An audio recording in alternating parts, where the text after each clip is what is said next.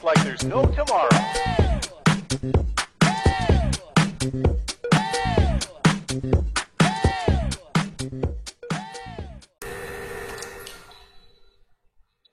Halo, selamat berjumpa kembali di dalam analisa lebih lanjut, yaitu ANOVA atau seringkali disebut sebagai UGF. ANOVA dikembangkan sudah lama sekali, yaitu pada tahun 1920-an oleh Ronald A. Fisher. Beliau merupakan pekerja di Departemen Pertanian di Inggris. Memang banyak sekali uji statistik justru bukan dikembangkan oleh orang-orang biologi atau orang-orang di bidang kesehatan, namun banyak dikembangkan oleh praktisi lapangan, seperti pada contohnya adalah uji familiar yang sampai sekarang digunakan, yaitu uji ANOVA. Perbedaan utama uji ANOVA dengan uji T adalah ANOVA mampu digunakan untuk menguji pada lebih dari 2 parameter. Sedangkan syarat dari uji ANOVA adalah data bersifat skala atau minimal interval atau minimal di situ ada rasio. Kemudian data berdistribusi secara normal, sampel bersifat independen, sehingga di sini dibutuhkan keseragaman di dalam penyampelan. Kemudian kurva di sini yang digunakan adalah satu arah, bukan seperti 2 arah pada uji T. Kemudian pada uji lebih lanjut kita akan belajar dengan satu contoh, yaitu pengaruh usia terhadap lama laju endap darah pada penderita DM tipe 2. Di sini ada beberapa kelompok, yaitu A 30-40 tahun, kemudian B 40-50 tahun, dan C adalah 50-60 tahun. Pertanyaannya, apakah dengan membedakan 3 parameter ini bisa menggunakan uji T? Jawabannya tentu bisa, tetapi satu-satu. A dengan B, B dengan C, atau di sini A dengan C. Ya, akan tetapi perlu diperhatikan bahwa ketika kita menggunakan uji T, maka banyak parameter yang hilang. Serta dengan uji T maka harus membutuhkan banyak tahapan. Apakah dia merupakan perbedaan satu antara yang lain atau memang sama satu dengan yang lain. Kemudian apabila kita menggunakan uji T yang terlalu ribet, maka kita membutuhkan uji alternatif, yaitu uji ANOVA yang bisa membedakan ketiganya sekaligus. Kemudian ANOVA dibedakan menjadi ANOVA one way dan ANOVA two way. Contoh dari judul tadi yaitu pengaruh usia terhadap lama laju endap darah penderita diabetes mellitus tipe 2. Ada yang bersifat one way, artinya hanya satu lajur saja di sini.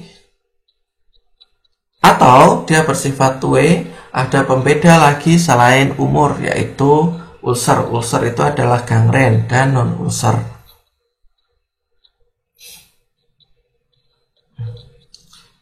Ada beberapa keuntungan ketika kita menggunakan ANOVA. Yang pertama adalah lingkungan homogen, kemudian bahan homogen, ya, pembedaan di antara eksperimen unit ini diperoleh menggunakan CRD atau disebut sebagai eksperimen error, kemudian alat bersifat homogen. Keuntungan dari alat ini atau uji ANOVA adalah bersifat fleksibel, tata letak percobaan atau layout desain paling mudah, kemudian analisis yang digunakan lebih mudah, derajat bebas sesatan atau error ini paling besar, kemungkinan dilakukan percobaan dengan ulangan yang tidak sama. Artinya beberapa parameter bisa memiliki jumlah sampel atau besar sampel yang berbeda.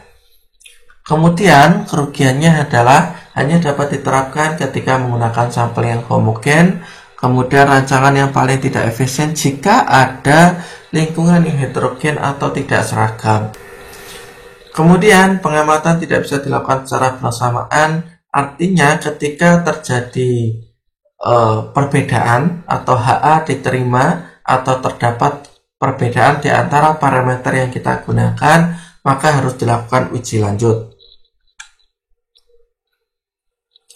ANOVA juga dibedakan menjadi RAL atau rancangan acak lengkap dan RAK rancangan acak kelompok. Ketika dia bersifat RAL, maka uji-uji di antara uji A, B, C dengan menggunakan jumlah besar sampel di sini adalah 40 dapat langsung digunakan. Akan tetapi apabila menggunakan uji rak atau rancangan acak kelompok, bisa saja peneliti tersebut tidak bisa melakukan pengujian 40 atau 40 kali 3 ada 120 sampel ini tidak bisa bersamaan, sehingga membutuhkan waktu yang berbeda. Misalkan 20 sampel pada sampel yang sama, 20 anggota sampel kita uji pada hari pertama pada sampel atau parameter B, 20 kita uji pada hari pertama juga, C 20 kita uji pada hari pertama juga. Kemudian sisanya karena kita tidak selesai melakukan penelitian, kita lakukan uji pada hari kedua. Dengan demikian ada 2 hari, dan untuk meminimalisir ini maka digunakan rancangan acak kelompok, artinya tidak pada satu saat selesai, sehingga parameter yang pada parameter hari berikutnya harus dihitung apakah perbedaan hari berpengaruh terhadap hasil penelitian atau tidak. Di sini ada contoh, yaitu yang kita gunakan tadi, pengaruh usia terhadap laju endap darah penderita diabetes mellitus tipe 2, dan pada sisi kanan ada data yang kita gunakan. Langsung saja kita terapkan ke dalam uji SPSS. Data tadi sudah kita copy ke dalam Excel. Parameter pertama adalah 30-40 tahun. Di sini kita beri tanda warna kuning. Parameter kedua adalah 40-50 tahun. Kita kasih tanda warna biru. Sedangkan parameter terakhir kita beri warna hijau. Oke, parameter-parameter ini penyusunannya berbeda dengan uji ANOVA, uji T dependent. Jadi kita susun secara urutan ke bawah seperti ini.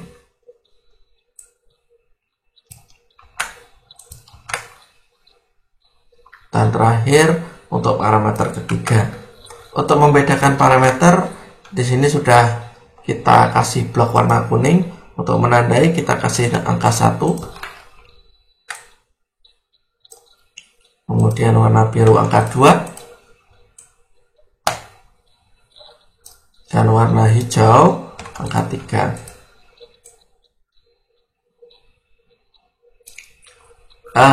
Perlu diingat bahwa ANOVA di sini bisa berbeda dari jumlah atau besar sampelnya. Misalkan pada parameter pertama besar sampelnya 17, parameter kedua besar sampelnya 19, atau parameter ketiganya misalkan 23 atau berapapun itu tidak masalah di dalam uji ANOVA, karena memang keunggulan tadi bisa menggunakan besar sampel yang berbeda. Kita masukin ke dalam SPSS. Tapi perlu diingat, sebelum kita memasukkan ke SPSS, maka di dalam setiap penelitian kita harus menentukan apa itu rumusan masalahnya, apa itu hipotesisnya, bagaimana confidence level yang kita gunakan. Oke, kita balik lagi ke PowerPoint. Ya. Di sini rumusan masalah yang kita gunakan adalah apakah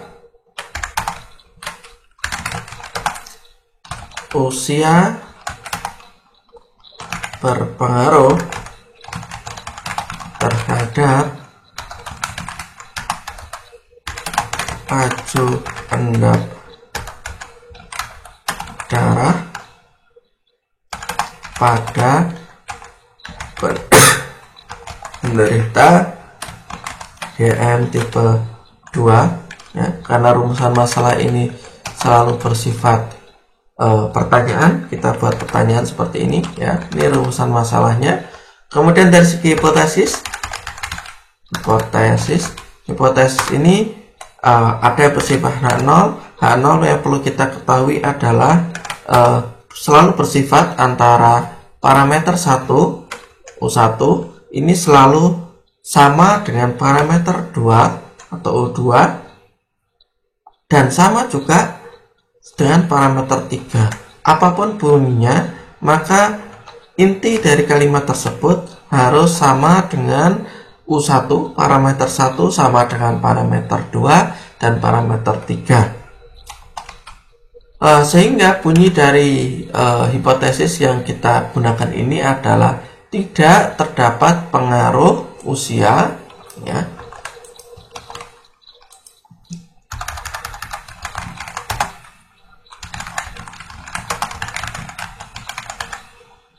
Pengaruh usia terhadap laju endap darah pada pasien diabetes mellitus tipe 2. Boleh nggak kita menggunakan kalimat yang lain, misalnya usia terhadap laju endap darah menunjukkan hasil yang sama pada beberapa parameter? Boleh saja, asalkan parameter 1, parameter 2, parameter 3 di sini sama.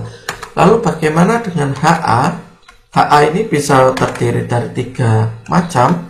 Apakah parameter 1 ini tidak sama dengan parameter 2 tapi sama dengan parameter 3, yang pada intinya adalah HA ini adalah kebalikan dari hipotesis 0.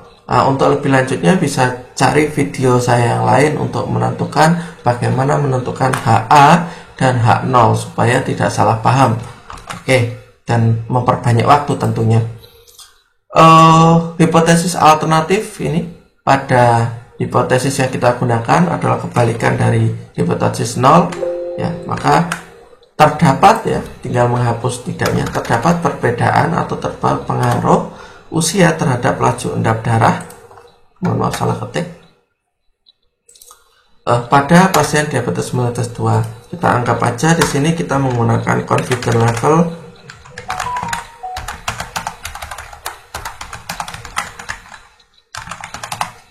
sebesar 95%. Oke, kita sudah mendapatkan data mentah, artinya ketika kita menganalisis lebih lanjut, maka akan mempermudah kita sendiri. Kita lanjutkan ke analisa di Excel tadi. Kita sudah punya data seperti ini yang sudah kita tata, kemudian kita siapkan SPSS. Kebetulan SPSS saya adalah SPSS 26. Kita copy, kita mengingatkan kembali ada data view, ada variable view, kita isi yang data view, kita copy bagian yang ini, masukin ke dalam SPSS, maka otomatis pada bagian variable view akan keluar, ya. Kita ingat bahwa variabel 1 ini adalah laju endap darah, kemudian variabel 2 ini adalah jenis usia, ya. Usia kita bedakan tadi, maka kita harus masukkan di dalam value, ya. Yang pertama adalah usia antara 30 sampai 40 tahun, kita add. Yang kedua adalah 40 sampai 50 tahun, add. Ketiga adalah 50 sampai 60 tahun, add. Oke. Dari segi data measure ini, maka itu adalah nominal karena penggolongan, kemudian bagian dari LED ini hasil penghitungan sehingga harus masuk ke scale atau skala. Kita analisa terlebih dahulu persebaran atau normalitas datanya, menekan analyze, kemudian deskriptif, kemudian masuk ke dalam explore, kita centang bagian statistiknya. Oke, sudah 95.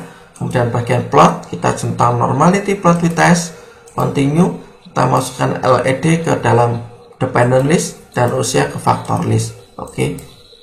Nah, hasilnya kita tunggu sebentar. Maka yang kita lihat adalah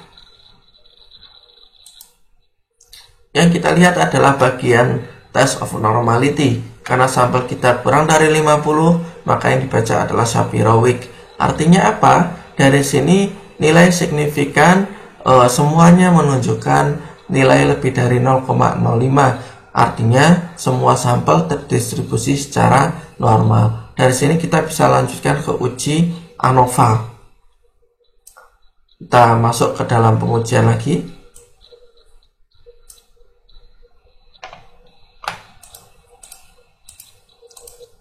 Ya, analyze. Kemudian karena kita bersifat one way, maka masuk compare main. Kemudian di sini sudah ada one way ANOVA, kita klik LED sebagai dependent list. Kemudian usia kita masukkan factor list. Kemudian uji post hoc. Ya. Apa sih fungsi uji post hoc ini? Uji post hoc adalah uji yang menyajikan perbedaan. Jadi ANOVA itu hanya bisa berbicara, ya, bisa berbicara ada perbedaan, tanpa bisa berbicara perbedaan sebelah mana. Tadi kita menggunakan 3 parameter. Apakah dari 3 parameter perbedaannya A ini sama dengan B, tetapi berbeda dengan C, atau B berbeda dengan sama dengan C, tetapi berbeda dengan A, atau memang ketiga-tiganya berbeda. Dari sinilah fungsi dari uji lanjut yang bisa digunakan adalah LSD. Kalau saya lebih suka Dungeon karena lebih mudah, ya. Kita continue. Hasilnya kita continue, kita oke kan. Nah, yang kita baca adalah bagian dari ANOVA one way menunjukkan signifikansi 0,000. Artinya apa? Ketika dia bersifat 0,00 atau kurang dari confidence level yang kita tentukan, maka HA diterima. Ya. Lalu bedanya apa dengan dari ketiganya tersebut? Ya. Untuk membaca lebih lanjut, kita bisa lihat dari Dungeon atau Dungeon ini. Ketika dia terseparasi seperti ini, maka dari ketiga-tiganya menunjukkan hasil yang berbeda. Ya. Nah, kita bisa copy untuk mengambil kesimpulan, masukkan ke Excel yang kita masukin ke bagian uji ANOVA tidak bisa membedakan parameter yang satu dengan yang lain, sehingga ketika dia berbeda nyata, maka HA diterima, terdapat perbedaan, tetapi kita tidak bisa membedakan apakah AB ini berbeda dengan C, atau A justru berbeda dengan B dan C, atau AC berbeda dengan B, atau keseluruhannya A, B, dan C semuanya berbeda seperti pada yang paling kanan. Dalam pengujian maka dibutuhkan uji lanjut, yaitu menggunakan tadi Dungeon, dan ternyata karena dia terseparasi menjadi 3 bagian, maka kesimpulannya adalah semua sampel berbeda secara signifikan. Demikian penjelasan singkat saya, semoga bisa mencerahkan bagi yang belum cerah. Silakan mengajukan pertanyaan di komen. Selamat mencoba. Assalamualaikum warahmatullahi wabarakatuh.